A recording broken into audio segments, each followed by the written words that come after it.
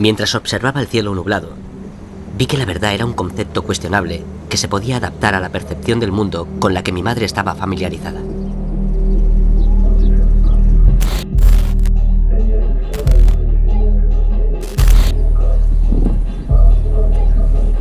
...13 de septiembre de 2019... Primera clase del máster. Tenemos que encontrar un tema para desarrollar el proyecto final de carrera. No valía cualquier cosa. Y por supuesto, había que tener en mente las fechas de entrega de las fases.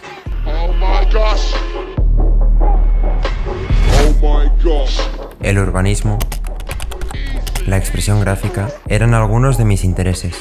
Fuera de eso, no tenía nada claro. Durante este bloqueo, que me llevó varias semanas, encontré un videoclip que empezaba a decirme algo. Una distopía, una Ghost City, algo dispar. No sabría cómo calificarlo, sin embargo, quise intentarlo, y me puse a investigar.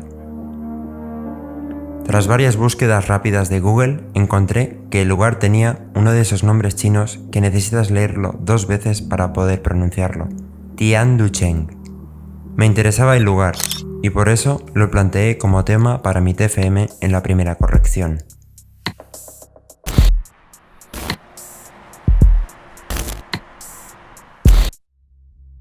Afortunadamente, la corrección fue más o menos bien. Ahora debía asegurar que Tianducheng poseyera el potencial suficiente como para desarrollar un proyecto final de carrera de arquitectura.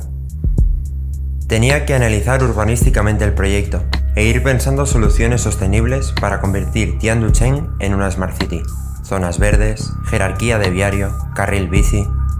Para conocer un poco mejor China, le pedí ayuda a un viejo conocido, Dani Sánchez. Somos amigos desde la infancia. Hace 2 años se fue a vivir a Shanghái como comercial de ventas de la empresa de su padre. Siempre le ha fascinado la cultura china, no tanto para admirarla como para sentirla como una forma de vivir borracho. Le conté todo lo que sabía sobre Tianducheng y lo que pretendía hacer. De entre todas las cosas que me dijo, la más útil fue la estrategia win-win. Una forma de entablar un diálogo ofreciendo un obsequio. No es tanto un chantaje como una forma de cortesía, la cual debe ser correspondida. Siguiendo con las búsquedas, empecé a ser más técnico. Así pude encontrar el origen del proyecto: Hangzhou, ciudad china en la costa este del país. En las últimas décadas estaba teniendo un crecimiento descontrolado de la población. Por ello, le encargó el ayuntamiento a la Universidad de Zhejiang un proyecto capaz de desmasificar la ciudad. Se planteó un área residencial periférica provista de una réplica del centro de París como foco atractor. Con estos datos y la estrategia win-win, decidí escribir a la universidad por si podían dar planos o información. Mi sorpresa fue grande cuando me respondió Jay-Si Chan, profesor del departamento de urbanismo. Me envió fotos de maquetas y un folleto de propaganda. No era lo que esperaba, pero era algo. Sobre la torre, aún no tenía datos. Me llamó mucho la atención un youtuber que había pasado la noche en lo alto de la torre. Le escribí preguntándole, pero no obtuve respuesta. Con estos datos y los objetivos e intereses aún por definir, me presenté a la fase 0.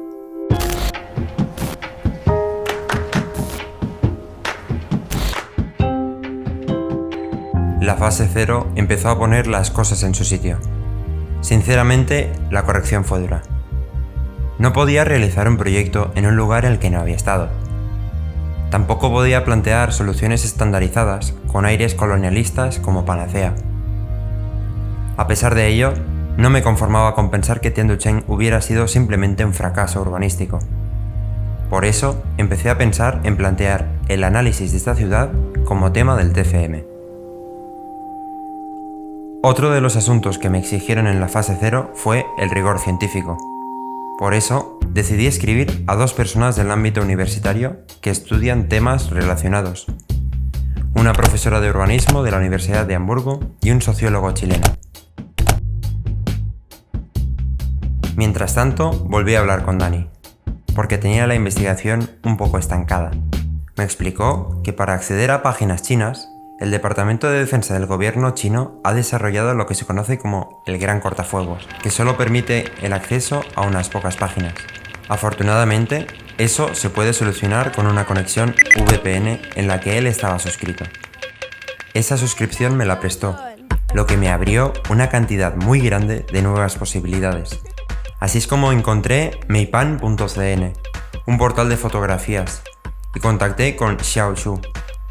Lo pude hacer creando una cuenta en el servicio de mensajería chino WeChat y con la ayuda de Google Traductor.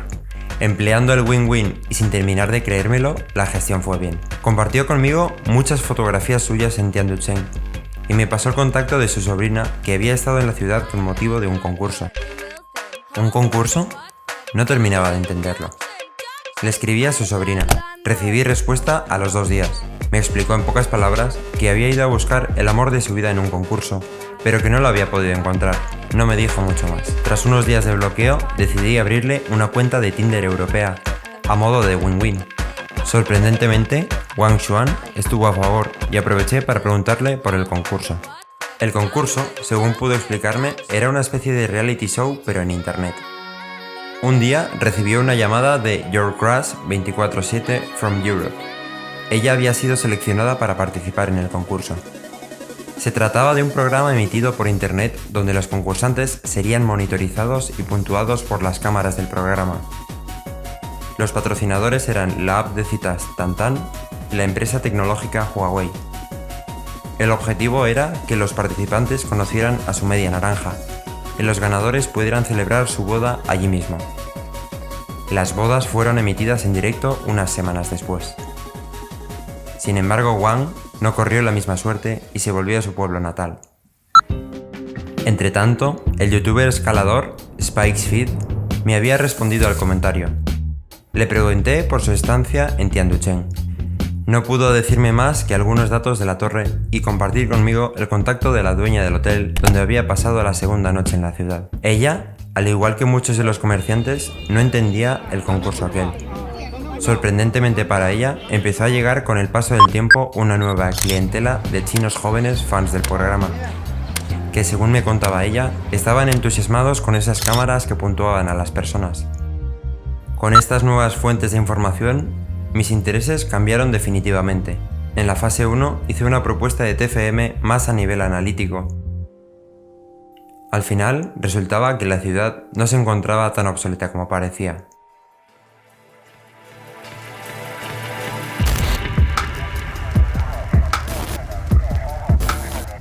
Tras tantas búsquedas, tenía demasiada información que debía comenzar a clasificar.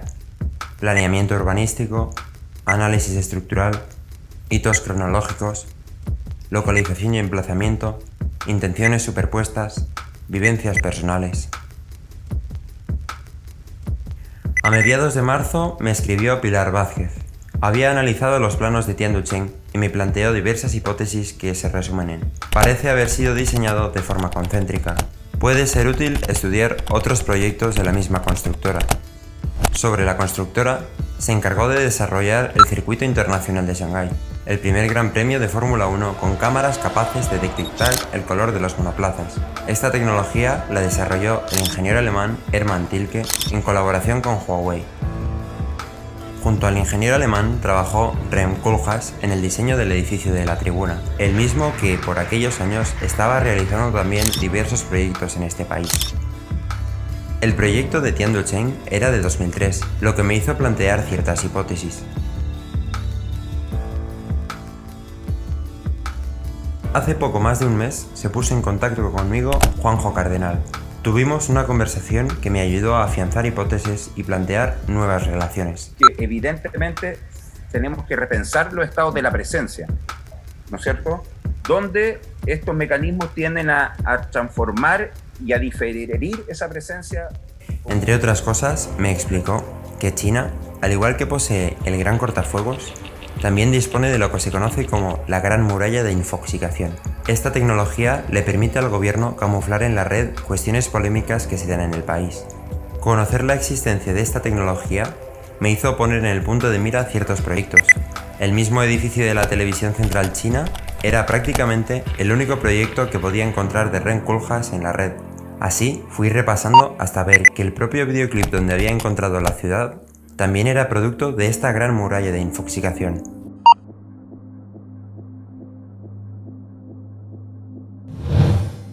Entonces entendí que para conocer una realidad hay que verla, pero para poder verla, primero ha tenido que ser construida.